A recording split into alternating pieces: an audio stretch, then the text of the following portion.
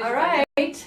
Hey guys, here we are. This is our 7th episode of Alaska Real Estate Talk, and we're excited to have you here. We got Tracy Ottinger with Residential Mortgage, me, Nani with Les Bailey and Associates, and Erik here with Real Property Management to kind of open up and have a discussion about this week. We're talking about credit scores, tips and tricks and different things, things to prepare for when you are thinking about buying, and even if you don't want to buy or whatnot, just kind of credit score health, I guess, is kind of our topic a little bit. So Tracy, since you're our token lender in the room today, why don't you take it away and tell us a little bit like what common things that you're finding that are happening with credit scores. For sure. A big misconception is that excuse me, that people think that when they have a late payment, and a late payment for a credit report is usually considered 30 days or more past due, that once they pay that, it's off their credit. Well, that's going to stay on their credit for,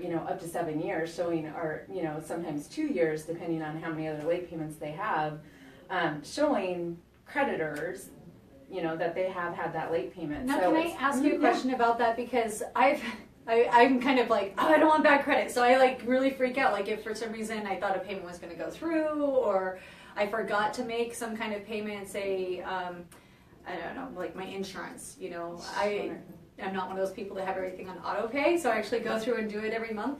And I forgot my insurance. So I call them up. I'm like, I forgot my payment's supposed to be due on the 1st and it's now the 5th. What's happening? I don't want it to hurt my credit.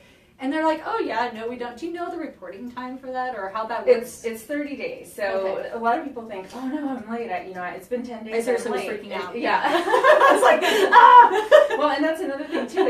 Insurance doesn't report on credit. So the things that are going to report on credit are loans, like credit cards, car loans, student loans, house loans, of course. And collections will definitely report on your credit report, and they do. You probably see a lot of those on yours.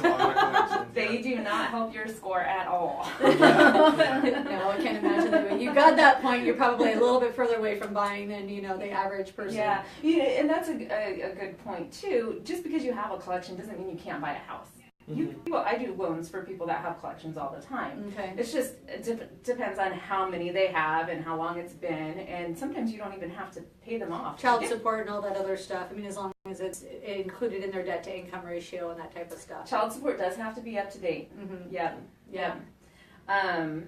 But I saw the biggest child support behind in payments I ever saw was $754,000. Oh, that guy must have been like a doctor, we didn't brain surgeon. It was like 20 some odd years of that. It was just bad. Not paying. Just never paid. Yeah.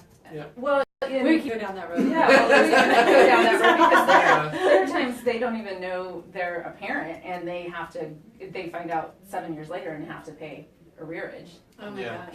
Yeah. So that's right. That's a whole staying out of judgment on that, but interesting. So, for people that are building, and I'm going to kind of derail you a little bit, but I mean, like for instance, if you're not having any credit, how do you build a credit? Like a lot of people I hear say, oh, go get a cell phone, go get utility bills, go get this or get that. Like none of those are going to report on your credit. That's what I'm hearing. Yeah. So if you don't have any credit at all, and you don't have somebody that can co-sign for you, the best thing you can do for yourself is to get what's called a secured credit card. So you go to your bank or your credit union, you give them $500, they put it in a savings account, you can't touch it, and then they give you a $500 credit card. Don't charge that thing up to its max.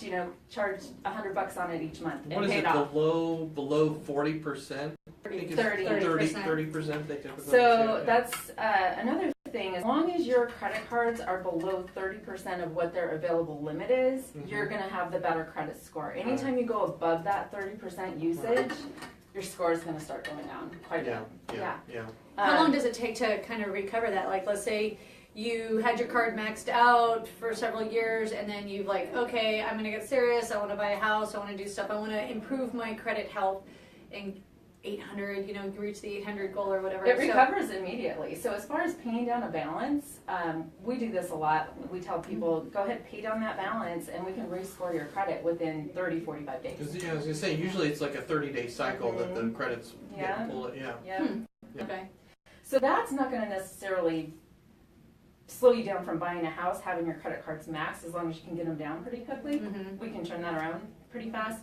Having a late payment. What if is they harder to open get up a away from. credit card with the zero interest, like, oh, I've got zero interest and I'm going to transfer my credit card balance from here to here with zero interest. Now that one's paid down, but now you have another credit card. How does that affect? It's still effective. So if you have 5 credit cards and only one of them is maxed out and the rest are below 30, your credit score is going to still be pretty good. So it is tiered, and it's based on when you have maxed out versus how you have below 30. Yeah. But with our company, I don't know about other companies out there, we have the ability to run their credit report through the scoring system, and then it gives us recommendations of what they can do to get their score where it needs to be. Awesome. Yeah. Well, and I know there's a high. We work with a company called Trio Credit Care that they have a. They'll go through and a lot of times when they're looking at folks' credit, you know, they're finding stuff that wasn't them. That's very, very common. False reporting. Yeah. And so a lot of times what they do is especially if your name's John Doe. Right. Yeah, exactly. Absolutely. And you know, it can be stuff that you never knew about. You know, the Air Force hit me with a collection because they screwed up. You know, so a lot of times it's you gotta clean up that old stuff. So you can work with the there's companies that'll do that'll help. We got it over. We worked out with tenants where if they want, you know, if their goal is to buy a house. This is a really cool program. I like this. Yeah, it's pretty neat. So when they want to buy a house, they work with us. We can get them a lower rate at one of these at Trio, which is this credit care company, and they go through and they start just attacking all these collections and see how quickly can we get your score cleaned up. Now there's participation on your part, right? And you got to take their advice and hey, pay this off at max amount, kind of do the Dave Ramsey snowball, right? So does that company charge the client? They do. That? They do. Yeah, because I mean they've got a staff that's literally hammering the phones trying to get this stuff taken off. Now, so it's a more aggressive way to get credit help, yes. right? Faster. But especially if you've got bogus collections, right? It's a great way to get rid of them. So then the other thing we'll do is our operating system will actually report their rent payment history to this. So which is great for that 18, 19-year-old kid that, you know, they might not otherwise get. They don't have a credit score. It's not because they did anything wrong. There's just nothing there, right? Sure. So what our operating system does is it reports that rent payment history, and those are big payments, right? Because I mean, you know, an average rent's around $1,100. That's a big payment to be showing the credit companies that you're making every time. Consistent, But that could be negative if they're late. That works both ways, right. And that's actually something we teach our leasing agents is, you know, tell people we report to credit because right? Because wow, cool, I can get credit on my credit report. Yeah. The bad tenants will go, oh man, these guys are gonna report my rent payment history too. So I don't know if those systems I don't think they're available to the do-it-yourself landlord just yet. Right? I wouldn't be surprised. I was going to say down that the would road. probably push people that are less reliable to go to the do-it-yourself landlords than to somebody. They're like, we know that these guys are really on top of it. Let's go to somebody who doesn't pay as much attention as far as credit reporting.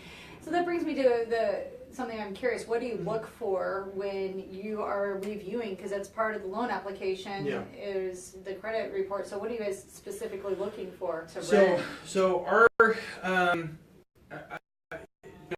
common advice to new landlords is, listen, if you're looking for home buyers to rent your place, it probably ain't gonna happen. Because they're buying homes. They're buying homes. Yeah. Right? Yeah. If they've got the money and they've got the credit, they're talking to you guys. They're not talking to us, right? There's a reason most people are renting, and a lot of times they're working to the point they can buy a house.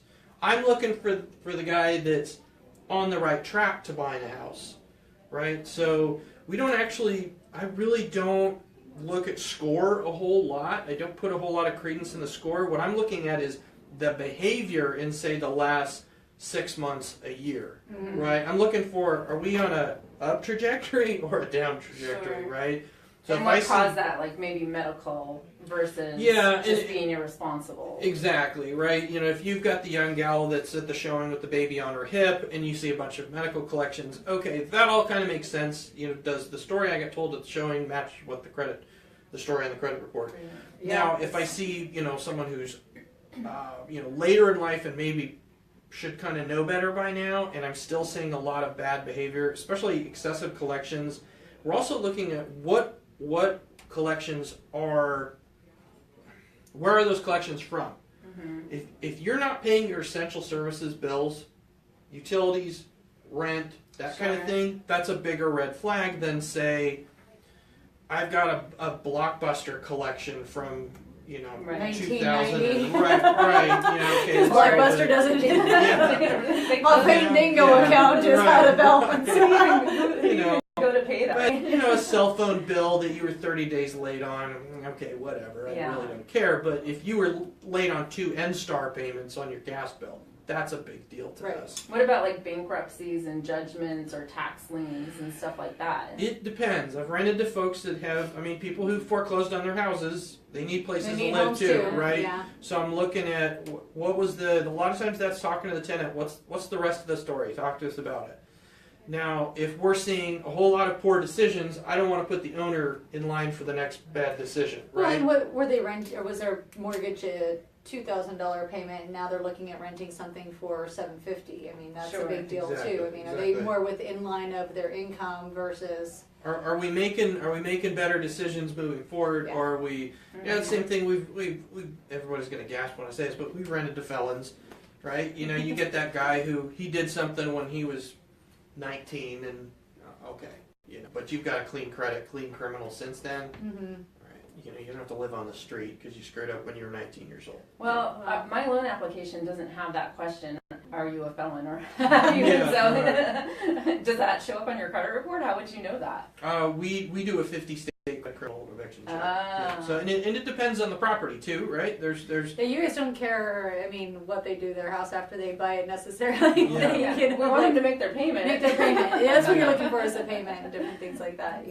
But, we're kind of looking for, is this based on the credit history? I'm a little bit more lenient on that $900 one bedroom than considerably more lenient than I am going to be at that 3-bedroom, 2-bath single family home, right? Then I'm looking for somebody who's could be in line to buy within a year or two. So to kind of bring it back to some of the things, like what specifically can somebody do that will help raise their credit score, keep it clean? If they have no credit, build that credit, and different things to that effect. What do you think has some of the biggest impacts? Definitely keeping your balances below 30%, paying everything on time. If you don't have something paid up to where it should be and you're late on it, get it paid up to where it should be. Mm-hmm. If you have a collection, take care of it right away. Collections don't necessarily throw you out of financing, but it will drop your score.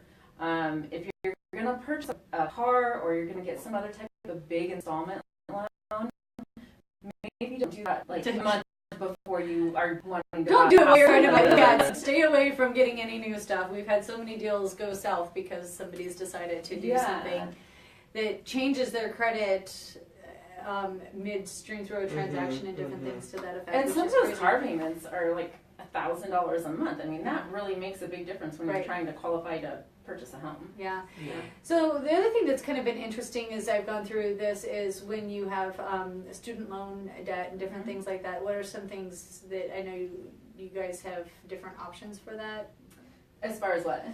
Well, I know that I've had people that have gone and they've redone their student loans so that they are at a set payment at a lower interest rate, different things. And that's really not going to affect their credit score.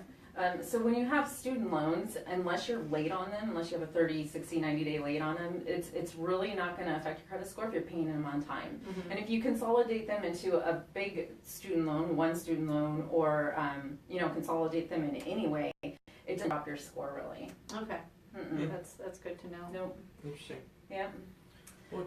Lots of inquiries too. So if you've got every lender and their mother inquiring on your credit, that will drop your score. Right. So if you're shopping around, have one person pull your credit, know what your credit score is, get a copy of that report, and don't let everybody pull your credit until you're ready. So does that really affect it? Like if you have 2 lenders, because I've heard mixed stories on this. It's like if you shop within 6 months or 6 weeks, I can't remember what the number is. Lenders, they go, oh well, all these lenders are looking for the same thing. Yeah, if you've got 2 or 3 mortgage lenders that inquired on your report at the same time, it's not a huge deal. But if you've got those 3 mortgage lenders inquiring, and then you've got credit card inquiries in the same time frame and car loan inquiries, that's going to drop your score. And there's a difference between soft pull and hard pulls, and most any there's a pull. Yeah, yeah. Mhm. Yeah. I know we do a hard pull as well. Yeah, yeah. Well, I know you got some great tips on here and different things like that will be updated. I definitely appreciate that, and I think that it'll be helpful when people are looking at what they need to do. But really, what I kind of hear is it's important just to sit down and talk to somebody on what you need to do. I mean, even if it's your plan is 6 months to a year, 2 years, don't be afraid. Like I always say, it's not a no. You can't buy a house. It's a win, Right. and I can help you figure that out. Yeah. Yeah. And then as far as leasing goes, it just sounds like what the biggest thing that you just kind of look at is like, let's just make sure you're in the right trajectory of doing good stuff. I mean, I'm not looking for angels as renters. I just want to see that you're in recent history you've been making good decisions and and you're. I can forgive old mistakes, but are you improving since then? That's what I'm looking for. Are you going to pay my rent? Yeah, well, that's the big thing. Is that one of the things we really teach new landlords is, listen, erase this idea of your perfect tenant. Your perfect tenant is someone who, qualifies for the property financially and as far as credit, criminal, and that kind of thing, and they'll take care of it. That's it. Yeah. That's it. You're not looking for a new friend. You're looking for a tenant. Yeah. Right. That makes sense. All right. Well, I think that does it for this episode. Join us every Wednesday at noon. Go ahead and comment if there are any topics you want to talk about or have questions on, and share us with your friends. Thank you. Thanks. See ya.